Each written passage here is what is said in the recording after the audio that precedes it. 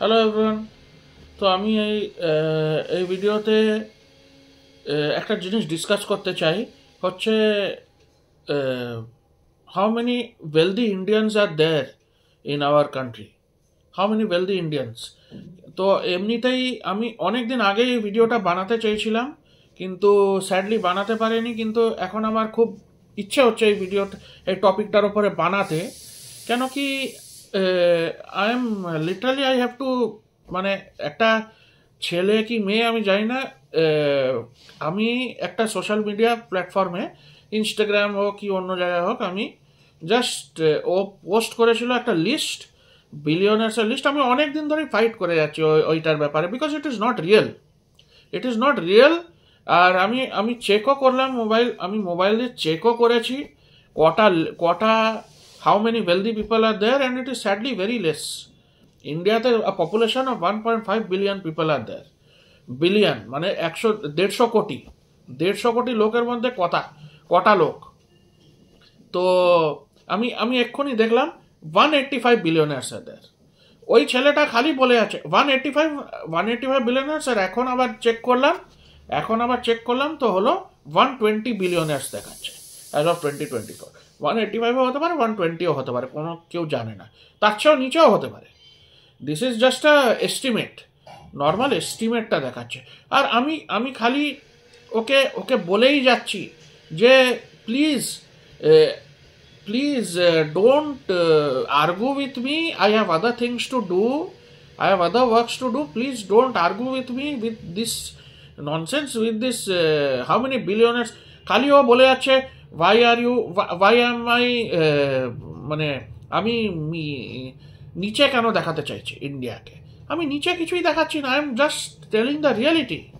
How many billionaires, how many millionaires are there? It is much less than the average, it is much less than other countries. R India third পজিশনে আছে in among বিলিয়নার্স। সেটাও আমি shocked, কী করে হলো আমি জানি না। Who made, Google বলছে, কিন্তু how much truth is there.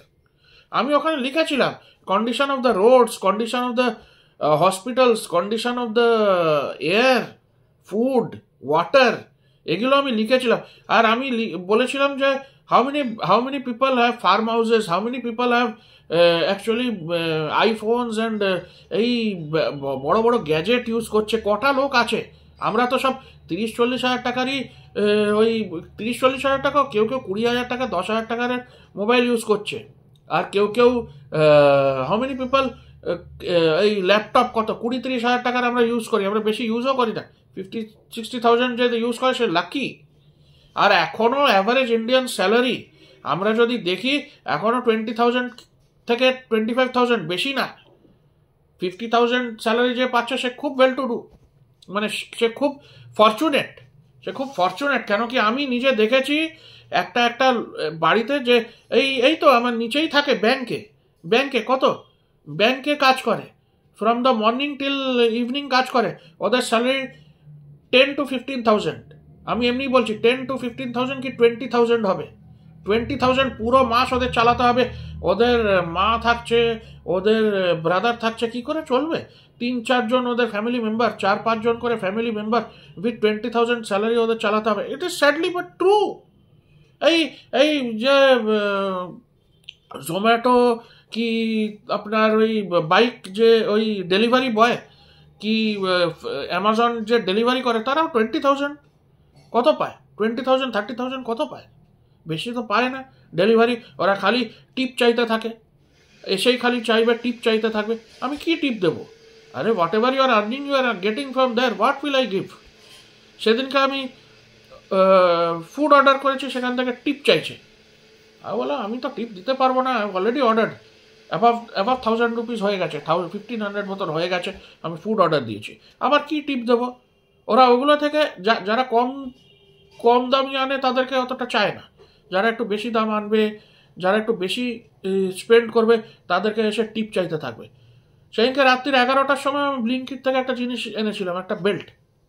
রাত্রির 11টা, 10:30, 11টার সময়, 11টা 11:30 তখন বাজে, আমি একটা বেল্ট আনিয়েছিলাম। কিন্তু সে খুব ভালো, সে আমার থেকে কোনো টিপ চাইনি, যত দাম আমি অতটাই দিয়ে দিয়েছিলাম।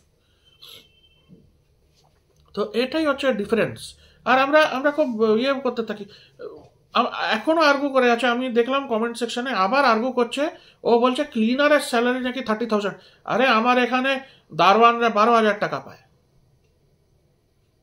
10,000 না 12,000 কত টাকা পায় আমি নিজেই জানি। দারোয়ান যে বিল্ডিংয়ের যে দেখাশোনা করে 10 থেকে 15,000 টাকাও পেতে পায় না। তো রিয়েলিটিটা বুঝতে হবে। আমি লো ক্লাসেরই বলবো, আমি তো হাই ক্লাসের বলবো না। ইয়েস, ডাক্তার আছে, ইঞ্জিনিয়ার আছে, তারাও খুব একটা বেশি পারে না। আইআইটির ইঞ্জিনিয়ার তারা maybe few of them get. আমার মা বলছিল এখন ওই আইটিতে যারা কাজ করে they are getting about 1 crore per month. Maybe it is true, আর মেবি ফুল ইয়ারলি হয়তো 1 crore পায়, আমি অতটা জানি না। মেবি ইট ইজ ট্রু যে 1 crore ওরা পাচ্ছে। হ্যাঁ, ওরা অনেক ঘুরতেও যায়, ওরা অনেক ট্রিপসেও যায়, ভ্যাকেশনেও যায়। ওখানে আইআইটির ব্যাপার, আইআইটিস অ্যান্ড অল, ওদের ওখান থেকে প্রোডাক্ট যারা বেরোবে ওদের তো হাই স্যালারি হবেই, কিন্তু এমনি অ্যাভারেজ ইন্ডিয়ান পাচ্ছে না। It is very untrue and very false information ওখানে দিয়েছে।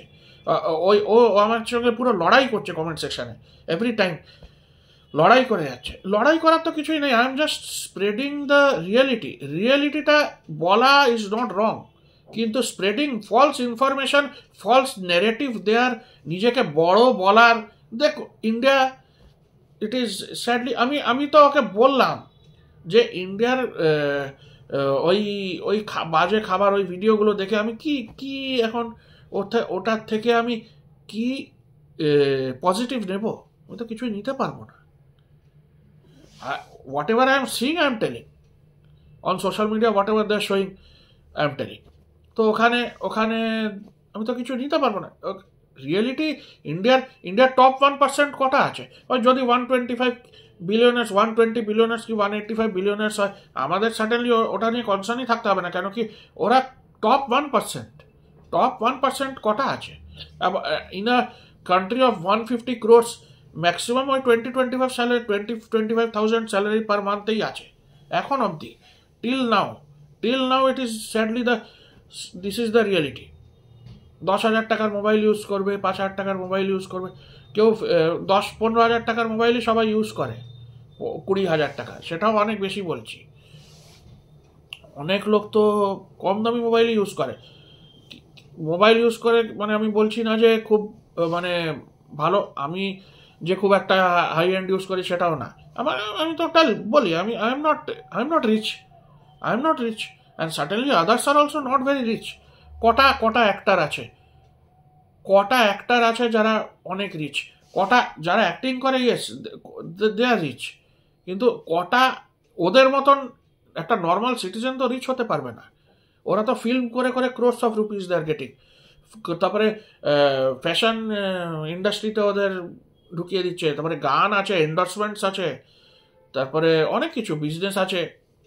ওদের ফেস বানিয়ে দিলে ওদের ফেস ভ্যালিউ কত আছে, একটা মুভি করলে, দুটো মুভি করলেই ওরা ফেমাস হয়ে যাচ্ছে। আর আমাদের দেশে তো একটা দুটো মুভি করলে সারা একটা মুভি 5-10টা মুভি করলেই পুরো ওল্ড এজ অবধি ওরাই মুভি করতে থাকে। অন্য কাকে চান্স দেয়? কাউকে চান্সই দেয় না।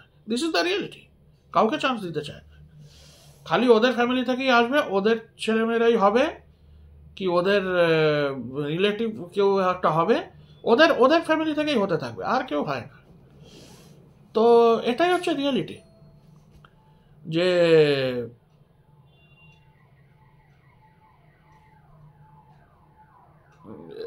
বিলিয়নার্স আমাদের বেশি নেই, আর this is the reality and nobody can change it. আর আমাদেরকে এটাই মেনে নিতে হবে, আর কিছুই না। আমি পরে কথা বলবো, বাই।